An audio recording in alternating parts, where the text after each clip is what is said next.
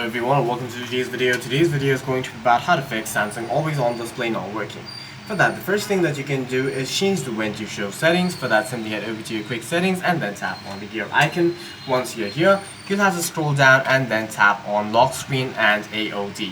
Once you're inside lock screen and AOD, you must toggle always on display on your device.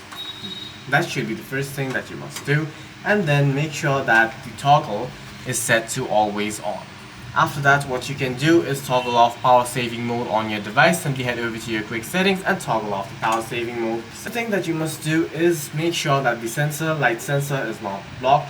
For that, you can remove your case and clean the top bezel of your screen. If the issue still persists, simply head over to the power icon, restart your phone and try again.